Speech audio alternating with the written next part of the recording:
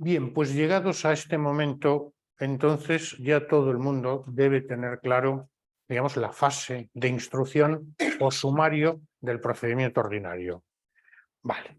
En consecuencia, ¿cómo hemos quedado? Hemos quedado, aunque, bueno, pues aquí lo repetimos un poco, hemos quedado que el juez de instrucción dicta auto de conclusión del sumario y remite todo lo actuado, digamos, pieza principal, pieza de situación personal, pieza de responsabilidad civil a la audiencia provincial, emplazando a las partes por 10 días. La ley dice 15 si fuera el Tribunal Supremo. Bueno, hoy en día eso ya, excepto que sea un aforado ante este alto tribunal, pues no sería posible. Entonces, 10 días, por lo general, ante la audiencia provincial, que sería un poco el auto de conclusión del sumario, finaliza la fase de instrucción y, digamos, a partir de aquí se inicia la fase intermedia. Como todo el mundo sabe, a partir del auto de apertura de juicio oral, luego empezaríamos la fase de juicio oral. Entonces aquí lo que vamos a ver, pues un poco lo que tenemos, auto de conclusión del sumario, que ya hemos hablado de él, eventual revocación del auto y nuevas diligencias y resoluciones que se pueden solicitar por la parte a quien interese su práctica y el juez de instrucción no ha accedido a ello. Y ya una vez que nos encontramos en la audiencia provincial y bueno, pues se resuelve sobre esto, se resuelve sobre tres cuestiones a la vez. Sobre la revocación del auto de conclusión y, evidentemente, si no se acuerda la revocación del auto, sino que se acuerda continuar, digamos, con el trámite en la audiencia provincial, entonces lo que procedería sería resolver sobre el sobreseimiento, si alguna de las partes lo pide, o resolver sobre la apertura de juicio oral si no se acuerda el sobreseimiento. A partir de aquí, pues tendríamos lo que es ya la fase de calificación, por llamarla de alguna forma. Veríamos los artículos de previo pronunciamiento, del artículo 666 a 679, ya las calificaciones provisionales de las partes, los artículos de previo pronunciamiento pueden, digamos, formularse o no, y la posibilidad de conformidad del acusado en este escrito de calificación provisional. Es decir, es el tema que comprende toda la fase intermedia. Vamos a verlo de forma rápida y luego quiero que nos fijemos en una cosita en el tema siguiente, en el tema 48.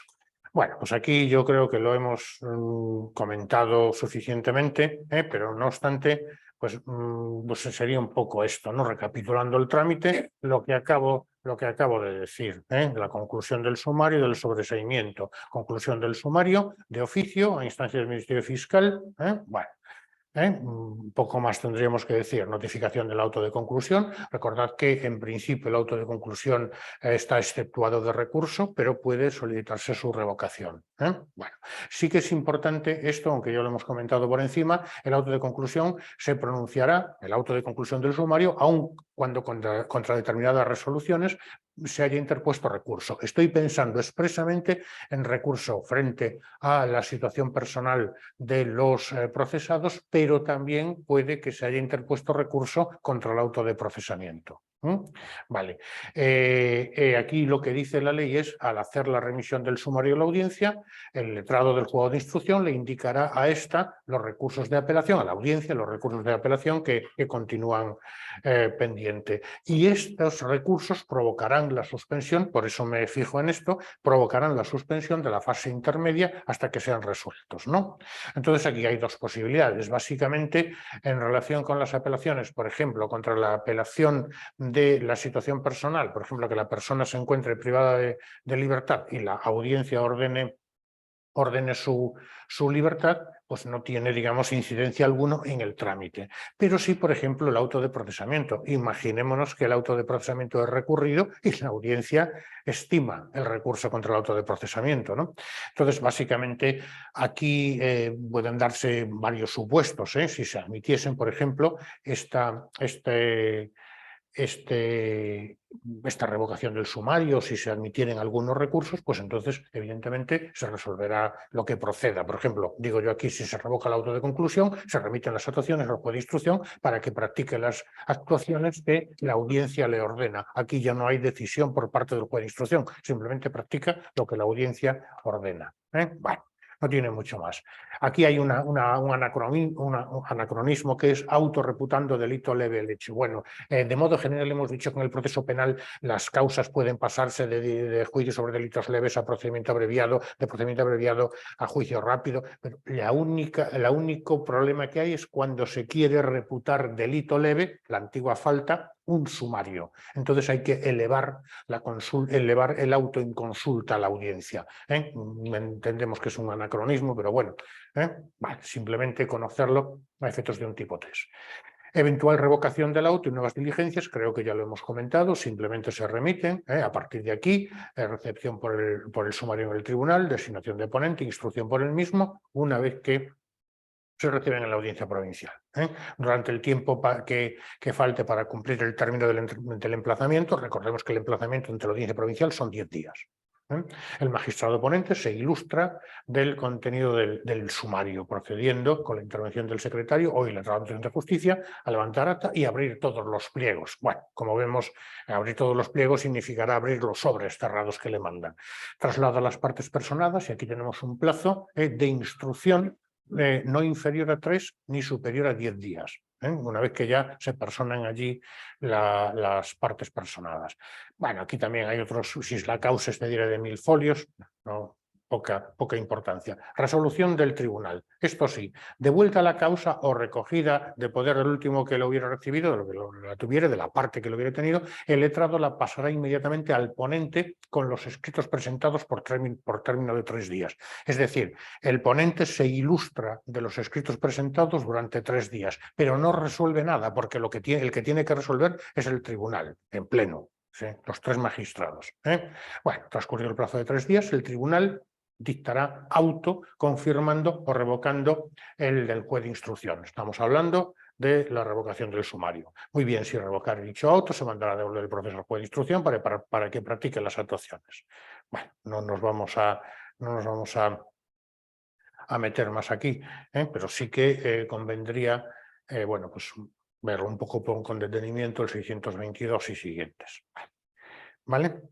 Bien, entonces, una vez que ya se han practicado todas las actuaciones o que se ha acordado que no procede revocar el auto de conclusión, la audiencia provincial, el tribunal, tiene que resolver sobre 2 cuestiones, como hemos dicho, el sobreseimiento o la apertura de juicio oral. Vuelvo a repetir aquí por enésima vez, un poco para que quede grabado, que en un proceso ordinario el sobreseimiento se dicta en la fase intermedia por la audiencia provincial. En modo alguno el juez de instrucción puede dictar el sobreseimiento en este tipo de procesos. Sí en todos los demás, pero en este en concreto no. ¿Por qué? Porque la fase intermedia, de acuerdo con lo establecido en la ley, digamos, corresponde a la audiencia provincial.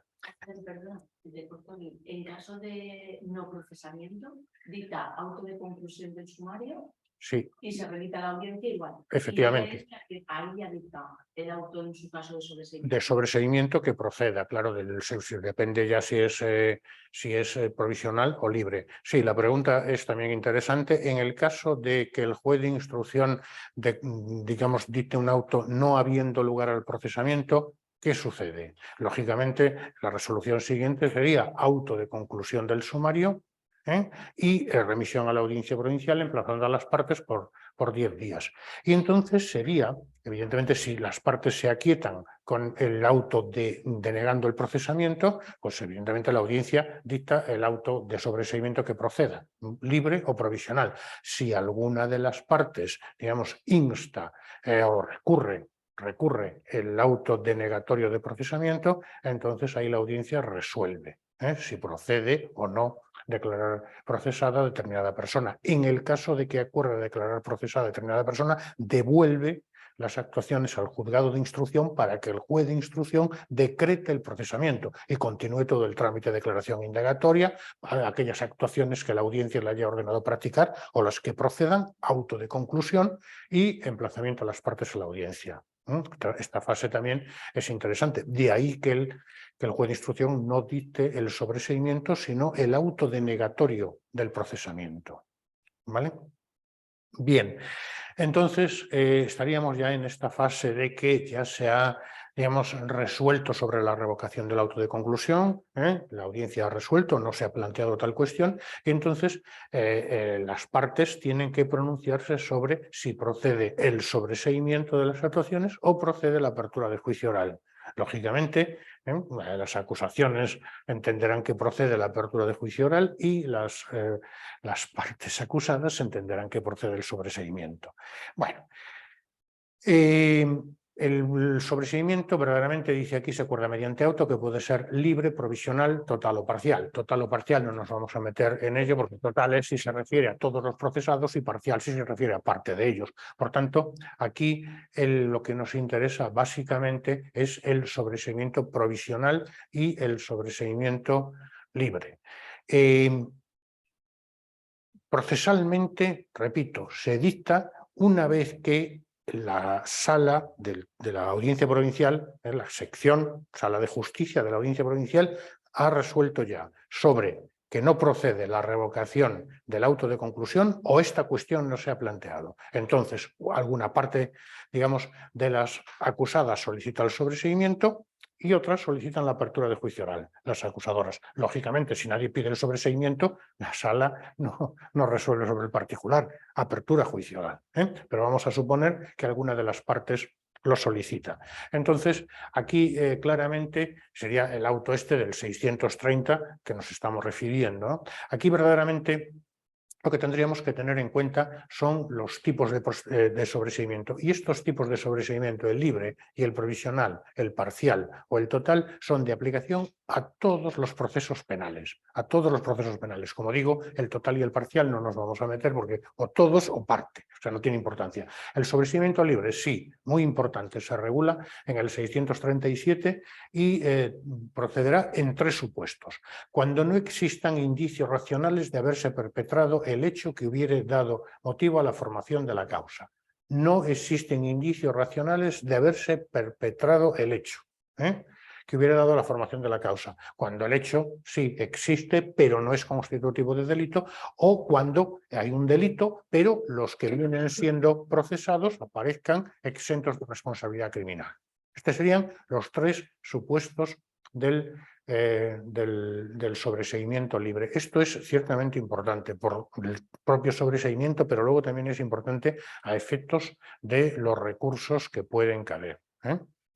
¿Vale? El auto de sobreseimiento libre, digo yo aquí, los efectos serían los siguientes. Establece la terminación definitiva del proceso y produce el efecto de cosa juzgada material, ello sin perjuicio del derecho del investigado a proceder contra el denunciante como autor de un delito de denuncia falsa, ¿no? Este sería el libre, 637, como digo. El sobreseimiento provisional que, digamos, también tiene 2 motivos. Cuando no resulte debidamente justificada la perpetración del delito. Fijémonos que existe una diferencia, aunque sutil, pero diferencia, entre el 637.1 y el 641.1. Es decir, en el primero, 637, no existen indicios racionales de haberse perpetrado el hecho.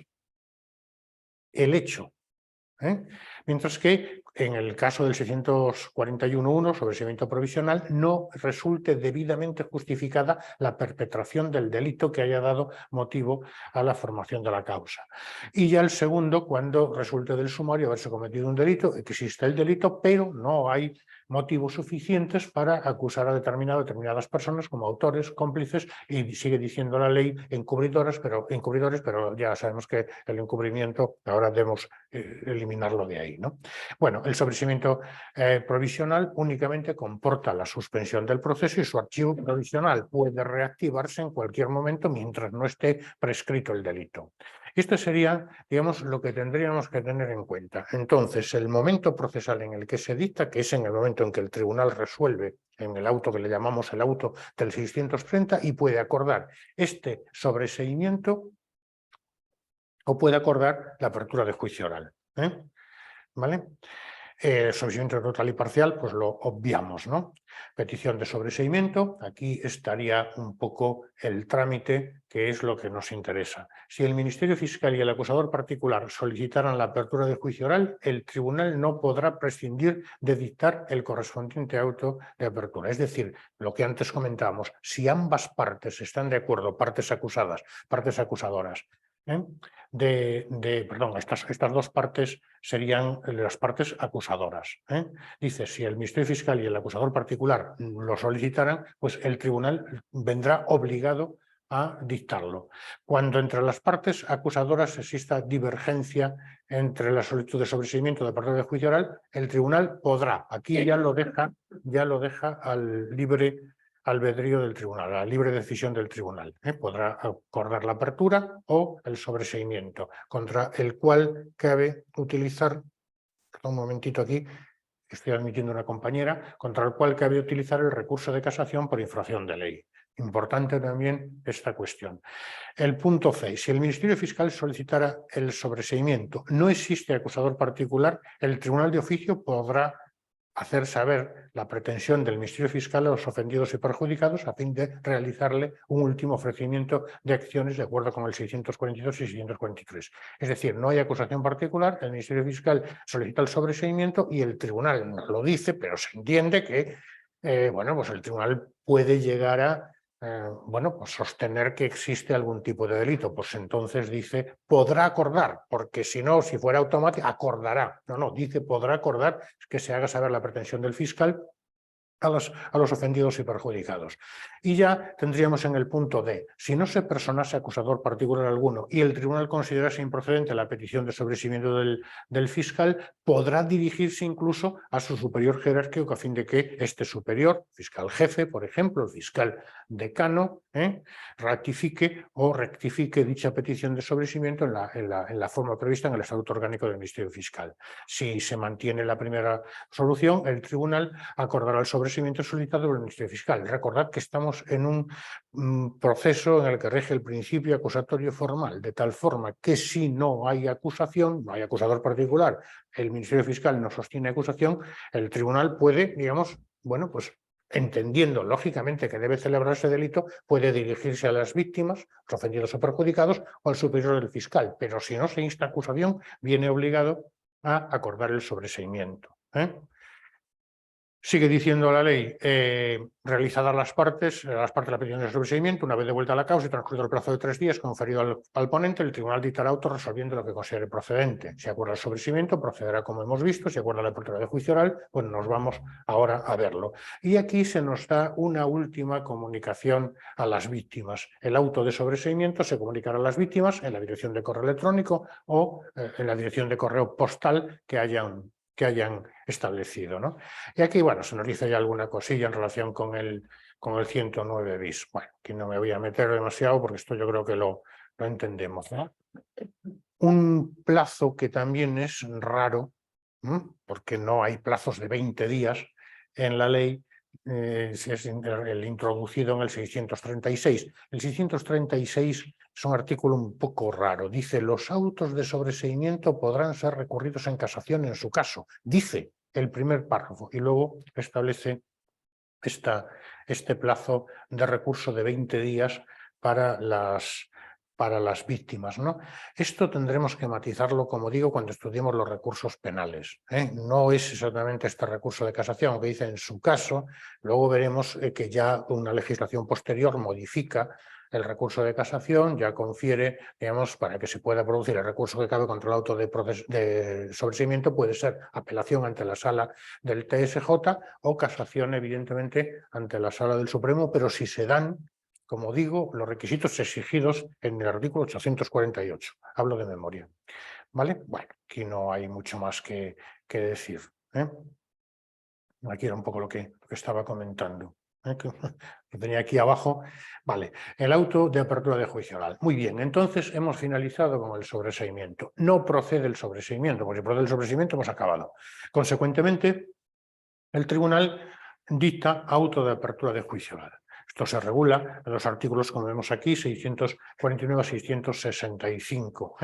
Y, como digo, comprende los artículos de previo pronunciamiento que también son muy preguntables, porque son una cosa también un poco que se ha quedado ahí.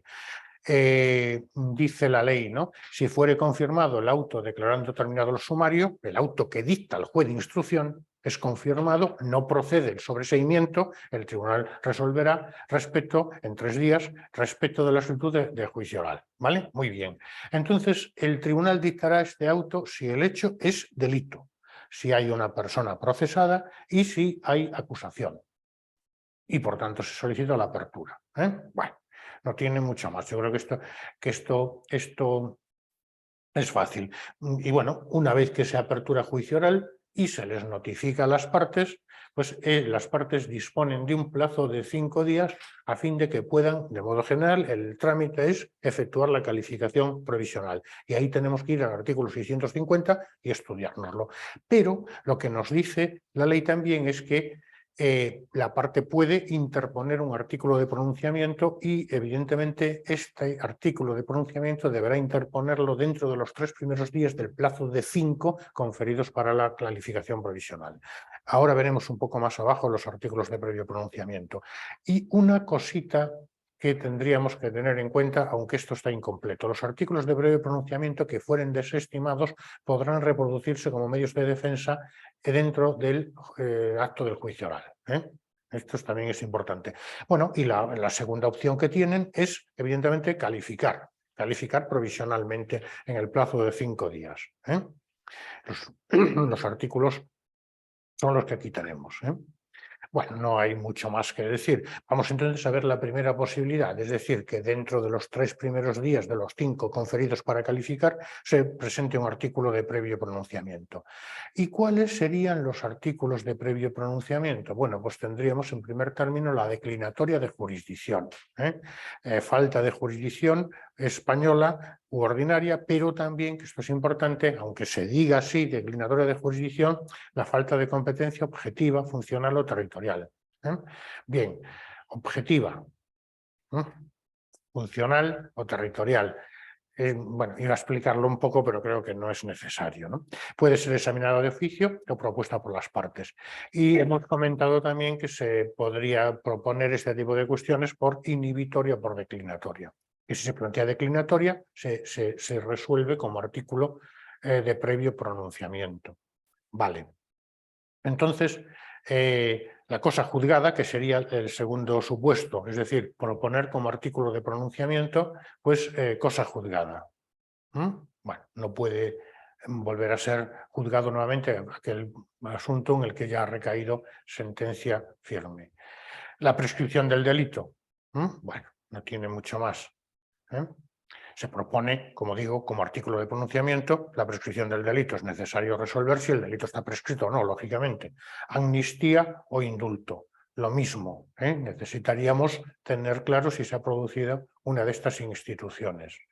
Y la falta de autorización administrativa para procesar. Esto estamos hablando de cuando, por ejemplo, se procesa a un diputado o senador, que es necesario pedir autorización a las cámaras. Muy bien, ¿cuál sería el trámite? Bueno, también, perdón, puede proponerse también nulidad de actuaciones. Sí que es verdad que no se encuentra en la LECRIM, pero se recoge esta posibilidad jurisprudencialmente como excepción de previo pronunciamiento. Aquí no tiene mucho más que decir, se interponen en los 3 primeros días de los 5 para calificar y bueno, acompañará los documentos justificativos de los hechos en los que se funde, lógicamente.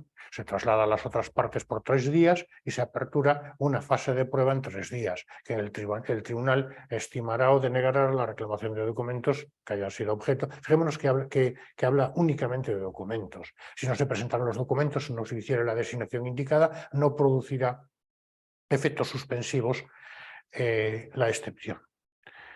Si el tribunal accede a la reclamación de documentos, bueno, pues evidentemente se recibe el pleito a prueba por un plazo que no podrá exceder de 8 días, mandando librar los despachos necesarios. Bueno, no hay mucho más. No se admitirá prueba testifical. Prácticamente la única prueba que se admite es, como digo, la documental.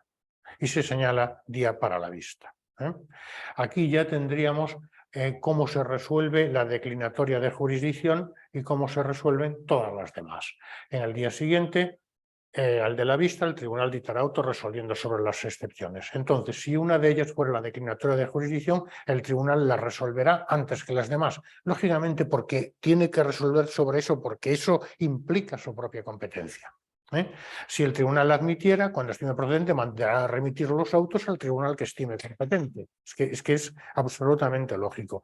O juez que considere competente, tribunal o juez que considere competente, y se abstendrá de resolver todo lo demás. Es decir, si el propio tribunal está diciendo yo no soy competente, ya está, huelga todo lo demás.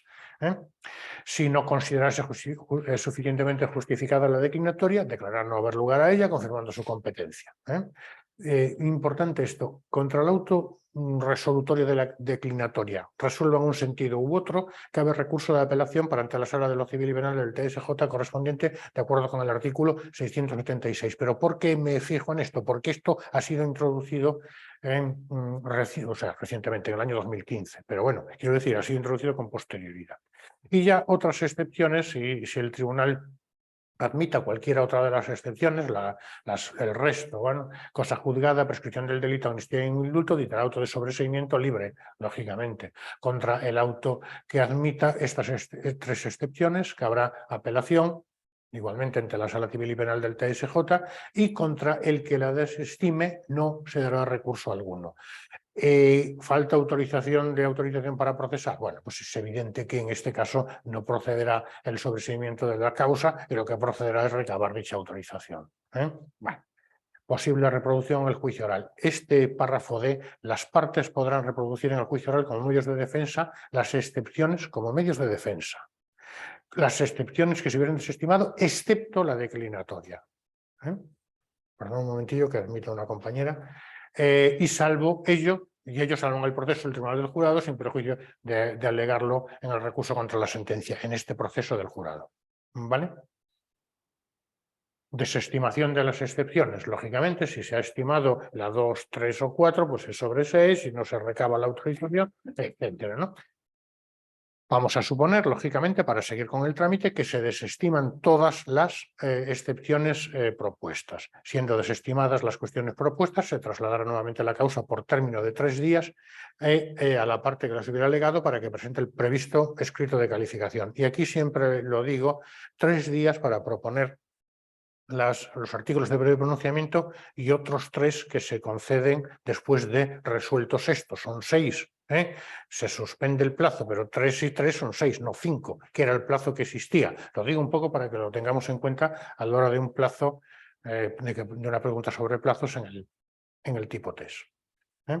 Bien, y ahora pasemos ya rápidamente, porque esto ya no tiene nada más. Yo creo que el esquema mental ya lo tenemos hecho con lo que procede. Calificaciones para las partes, bueno, pues aquí son 3 o 5, dependiendo si ha habido artículos de previo pronunciamiento o no. ¿Vale? Y ahí se van pasando las actuaciones. Hay que tener en cuenta que se regula el sumario ordinario en aquel momento. Ahora ya cada vez menos se entrega la causa por original a las partes para que califiquen, estoy refiriendo lógicamente no al Ministerio Fiscal, sino al resto de partes para que califiquen. Ahora ya casi se hace por fotocopia o de forma electrónica, ¿no? Pero aquí se regula la causa que se entrega a las partes por, como vamos viendo, a partes acusadoras y partes acusadas. Bueno. No hay mucho más que decir. Contenido del escrito de calificación, esto sí es importante, el 650. Estos puntos recogen el 650. Los hechos punibles que resulten del sumario, la calificación legal de los mismos hechos determinando el delito, la participación que hubieran tenido los procesados, los hechos que resulten del sumario y que constituyan circunstancias atenuantes o agravantes del delito eximentes, las penas en las que haya incurrido el procesado si fuesen varios por razón de su respectiva participación en el delito, y aquí no lo dice, pero tendrá que establecerse también o proponerse también las pruebas que deseen practicarse. Lo dice un poco más abajo la ley. El acusador privado y el Ministerio Fiscal, cuando sostenga la acción civil, expresarán también la cantidad en que aprecien los daños y perjuicios causados la persona que parezcan como responsables de dichos daños, ¿no? Y el hecho en virtud del cual hubieran contraído la responsabilidad. De vuelta a la causa por el fiscal, como hemos dicho, la pasará por igual el término al resto y después a las defensas. ¿Vale? y ya no tendríamos nada más que decir. Pasan también a las defensas por 5 días. ¿Vale? Por 3 días es si ha habido artículos de previo pronunciamiento. Y ahora tendríamos la posibilidad de que hubiera una conformidad. La conformidad puede ya producirse en el escrito de defensa. Una vez es presentados los escritos de calificación por las partes acusadoras, el procesado puede optar por manifestar su conformidad con la calificación efectuada por aquella parte. Evidentemente siempre habrá de conformarse con la pena más grave de las solicitadas. ¿Cuáles serían los requisitos? Usted dice el 655. Me paro un poco en la conformidad, porque es una cosa que se pregunta y está regulada de una forma nefasta en la ley de enjuiciamiento criminal. Bien, es verdad que está absolutamente clara, porque la jurisprudencia sí lo ha dejado, ¿no? Dice, si la pena excedida por las partes fuera de carácter correccional, vale, 6 años, no nos compliquemos la vida. Sé que hay algunas leyes por ahí que dicen 5 años, no, 6 años. Al evacuar la representación del procesado, el tribunal de calificación podrá manifestar su conformidad, siempre que la pena, repito, no exceda de 6 años. Su conformidad absoluta con aquella que más grave lo hubiera calificado, si hubiere más de una, y con la pena que se le pide, expresándose además por el letrado defensor, si esto, no obstante, exceptúa necesaria la continuación del juicio. Es decir, no solo tiene que conformarse el procesado, sino que tiene que existir una conformidad también del abogado defensor a que no procede continuar el juicio. Si no la conceptúa necesaria, el tribunal, previa ratificación del procesado, dictará sin más trámites sentencia que proceda según la calificación mutuamente aceptada, sin que pueda imponerse pena mayor. Lógicamente, recordar el principio acusatorio, si se piden 5 años, no se pueden imponer 5 y medio.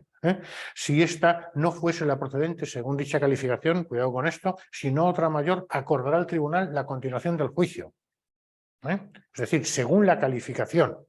Según la calificación, es decir, aquí lo que nos está diciendo este párrafo es que las acusadoras han calificado mal el hecho. También continuará el juicio si fueren varios los procesados y no todos manifestaren igual conformidad. Yo creo que esto está absolutamente claro. Es decir, aquí han corrido ríos de tinta sobre, hay 3 procesados, 2 se conforman y uno no. ¿El juicio continúa para los 3 o para el no conformado? La respuesta es clara. Hay sentencias que así lo establecen y creo que he pasado alguna vez. Las debo de tener por algún sitio. El juicio debe continuar para todos los procesados. Así de claro. Los conformados también. ¿Pueden ser estos condenados a una pena mayor de la que se habían conformado? A ver, simple para aclararlo, esto parece chocar un poco, ¿no? Vamos a ver, si estamos diciendo que aquí rige el principio acusatorio y si esta persona se conforma con una pena, pongamos, de 5 años de privación de libertad, luego en el juicio se supone que el Ministerio Fiscal pedirá una pena de 5 años de privación de libertad. ¿Podría el tribunal calificar, o sea, condenar a una pena superior? No, con la excepción que hemos visto, que la calificación estuviera errónea. Si esta no fuere procedente según la calificación, sino otra mayor, acordará entonces la continuación del juicio. Pero como no haya una petición de pena mayor, no podrá ser condenado a una pena superior. Así de claro. ¿Vale? Una pregunta. Sí que se podría conformar antes del inicio del juicio, ¿verdad? Aquí estamos en el escrito de calificación, luego veremos que sí. Sí, a ver, me comenta Chelo, yo creo que se ha oído, pero por si acaso, ¿se pueden conformar en el inicio del juicio? La respuesta debe ser sí.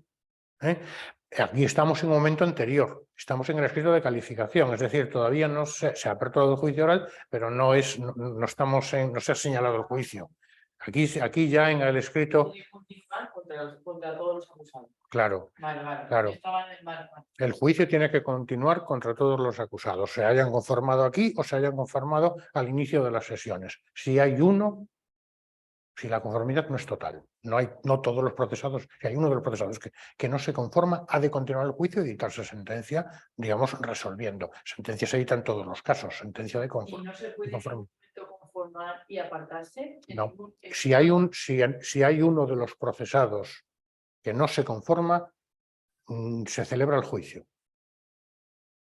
Ahora veremos incluso que se celebra también para responsabilidad civil. Pero esto es que aquí existe la duda, ¿no? Es que existe la idea, no sé de dónde, que si yo me conformo, yo no tengo nada que ver. Yo podría estar Para él y continuar contra todos los demás, ¿eh? Recientemente, Vicente Magro, que es un señor que fue presidente de la Audiencia Provincial de Alicante, ahora es magistrado del Tribunal Supremo, en la segunda, pues publicó un artículo muy interesante. Lógicamente lo tengo porque me lo mandaron y tal. No es de derecho procesal, es de derecho sustantivo y explica el porqué. No nos vamos a meter en líos, porque no es procesal, es sustantivo. Lógicamente él es magistrado del Supremo y no. En el civil sí, en el civil sí, pero es que sí.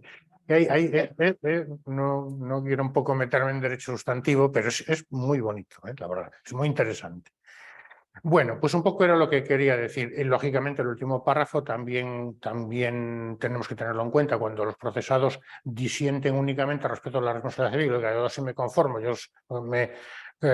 me confieso autor de los hechos delictivos, pero la responsabilidad civil entiendo que no es esta, sino la mitad.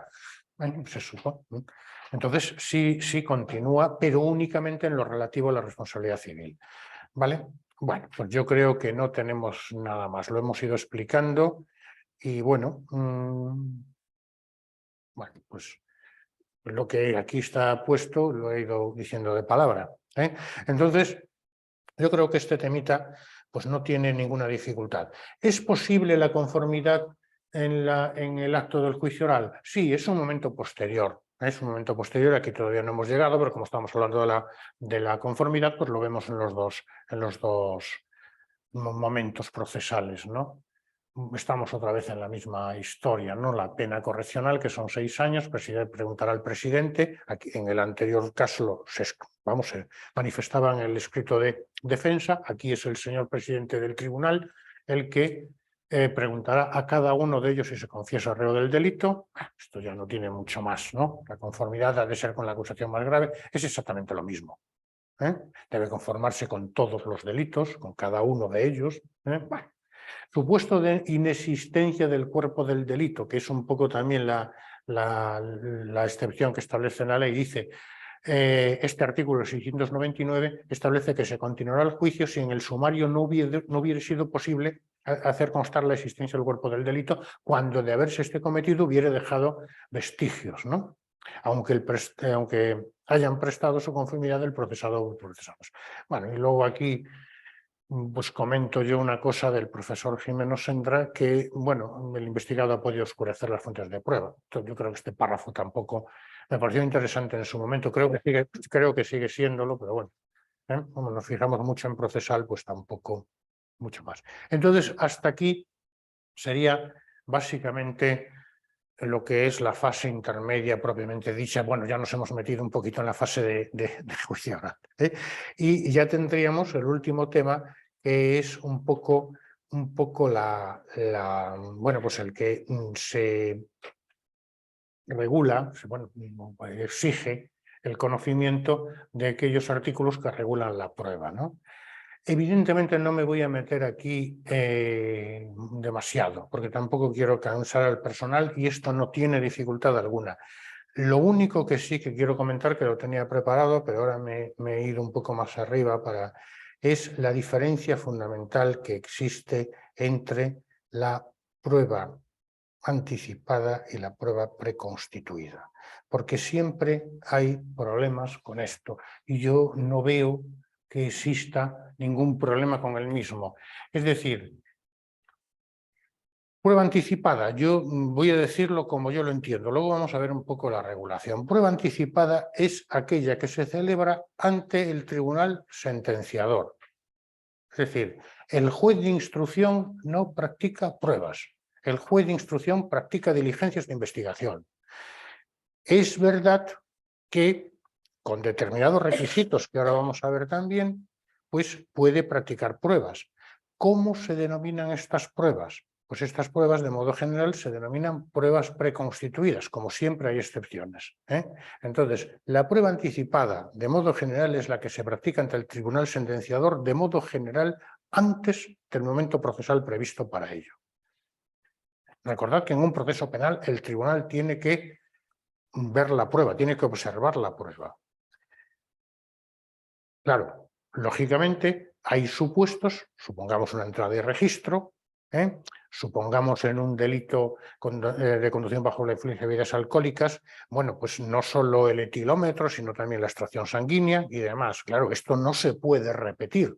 Y esto que no se puede repetir ante el tribunal lo denominamos prueba preconstituida, practicada por el juez de instrucción. Entonces, vayamos un poco a ponerlo, digamos, con palabras un poco más técnicas. Prueba constituida como la integrada para aquellas actuaciones sumariales practicadas por el juez de instrucción. Intento ya aclarar que por su imposible reproducción en el juicio se les atribuye eficacia probatoria si se han cumplido en su realización las garantías legales previstas por la ley, es decir, las garantías legales exigidas para ese concreto medio de prueba. Y digo yo aquí, bueno, tiene mucha relación con la prueba anticipada, evidentemente, práctica de pruebas con antelación al momento procesal oportuno, es decir, ante el juicio. Pero en el caso de la prueba preconstituida se trata de diligencias que no pueden practicarse en el juicio y se prevé su realización ante miembros del tribunal que han de juzgar el asunto. Es decir, no puede hacerse, por tanto, ¿qué se exige? Pues en el caso de la entrada y registro se exige que un señor que es el letrado de la Administración de Justicia y bajo la fe pública de este señor, que es el notario judicial, acuda al domicilio donde se va a efectuar la entrada y registro y levante un acta que hace fe pública de la realización de esa actuación con todos los requisitos exigidos en la ley. Artículo 569, párrafo cuarto de la Ley de Enjuiciamiento Criminal. Entonces, diferencias entre una y otras. Tienen en común que se practican antes del juicio, difieren en que la prueba preconstituida se practica generalmente durante la fase sumarial, la fase de instrucción, a sabiendas de que no puede repetirse en el acto del juicio. La prueba anticipada se practica de modo general ante el tribunal sentenciador y es posible su repetición. Sí, se practica una prueba anticipada a la declaración de un testigo que se ha ido pues, a Venezuela, pero resulta que para la fecha del juicio ha vuelto. ¿Se puede repetir en el acto del juicio? Sí. Se puede repetir en el acto del juicio una entrada de registro. ¿Vale? Bueno, pues esto sería un poco la idea. ¿Cuáles son los requisitos que se exige incluso por la doctrina constitucional? Bueno, pues estos 4 requisitos que tenemos aquí: material, hechos que por su fugacidad no puedan ser reproducidos; subjetivo, autoridad judicial independiente; objetivo, garantías de contradicción como si fuera una prueba practicada ante el tribunal; y formal.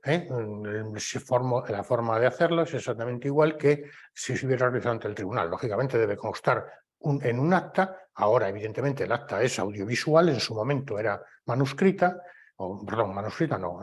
escrita. Y bueno, básicamente sí que esta sería la diferencia. Y ahora, además, esto tiene especial importancia porque, ya lo he dicho en un par de ocasiones, pero además de todo esto que ya conocíamos, se ha introducido la posibilidad de que aquellas personas menores de 14 años, discapacitados, necesitados de especial protección, atendiendo a su especial vulnerabilidad, será obligatoria su exploración como prueba preconstituida. Por tanto, se establece como norma general, digo yo aquí, la prueba preconstituida en fase de instrucción y su reproducción en el acto del juicio, evitando que el lapso temporal entre la primera declaración y la segunda afecten a la calidad del relato. Incluso nos dice la ley, en este artículo 449 ter de la Ley de Enjuiciamiento Criminal, dice, lógicamente lo exige en unos supuestos muy concretos, evidentemente delitos graves, ¿no? Dice, debe tratarse de instrucción de alguno de los siguientes delitos: homicidio, lesiones, contra la libertad, contra la integridad moral, trata de seres humanos, libertad, identidades sexuales, etcétera, ¿no? Vale. Puede aplicarse también cuando el delito tenga consideración de leve. Entonces ahora veremos aquí una peculiaridad. Se efectuará con todas las garantías de la práctica de prueba en el juicio oral y de conformidad con lo establecido en el 449 bis.